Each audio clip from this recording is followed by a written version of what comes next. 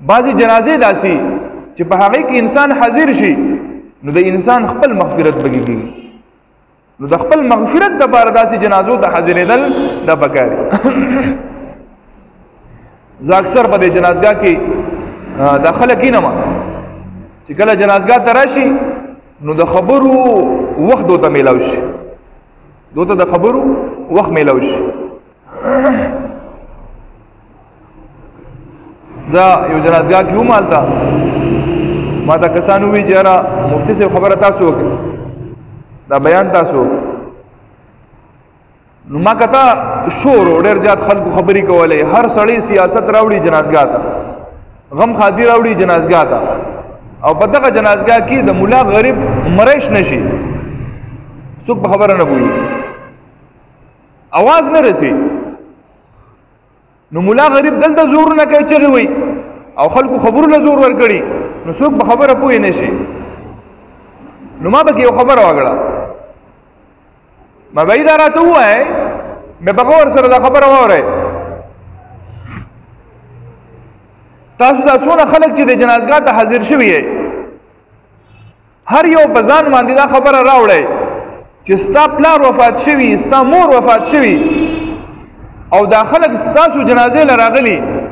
او دقه شان خبرې کوي لکه څنګه چې تاسو کوئ، نو په تاسو باندې به خلک یې ګبدي او وایي ته راغلی سلی، ته دې جنازګاه ته راغلی سلی، د دې دپاره راغلی چې موږ د الله رب العزت په دربار کې سوال وکړو، جرګه وکړو چې الله دا ګناهګار بنده دی، عاجزه بنده دی، انسان دی، انسان جوړ د نسیان نه دی، خطا دې کېږي، اے الله که څه خطا دې شوي، کمی دې شوي، اے الله معافي کړه. موږ په جرګه راغلي یو، په دنیا کې زموږ روټین دی که نه، چا نه غلطي وشي خطا وکړي نو موږ بیا لاړ شو کس ته منت وکړو چې یاره د الله د رضا لپاره خیر زه معافې کړه، دا خبره ختمه کړه، نو هغه زموږ لحاظ وکړي معافي کړي.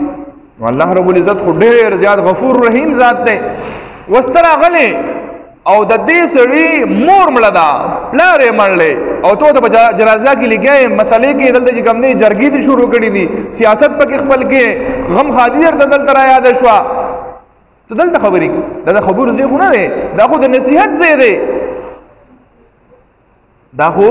د نصیحت ځای دی. سړی زما سره په معاشره کې ګرځېدو، روغ رمټو د زما سره معاملات کوله، د زما سره غم خاطي کوله، د زما سره په معاشره کې یو شان خوړل سکل زما سره به ګرځېدو. نن هغه سړی څه چل پوه شو چې دې په دې خاورو کې پروت دی او لاس نشي ړقولی، خپې نشي ړقولی، وجود له حرکت نشي ورکولی، څه چل پوه شو؟ ځکه چې د الله رب العزت امر حکم دی لاړو، هغه څه دی؟ روح. یسألونک عن الروح، ستانه تپوس کوي د روح په باره کې، قل ورته ووایه الروح من امر ربي، دا د رب حکم دی، بس د رب حکم راغی د وجود نه سا ووت. نو مونږ ټول دې خبرې ته خیال وکړو چې یاره کله جنازګاه ته مونږ لاړ شو نو چې د چا خواله تلي وو، دا کم چې مړلی دی خو لاړو، او چې دا کم ژوندي دی دو په زړه باندې یو غټ غم دی، یو درد دی، یاره څه معمولي خبره خو نه ده، ولې پلار دې مړلی هلکه ولې خفه یې؟ څه پلار دې مړلی، څه مور دې مړه ده، د هغه واقعي پلار او مور مړه دی او ته راغلی او دلته د جرګې کې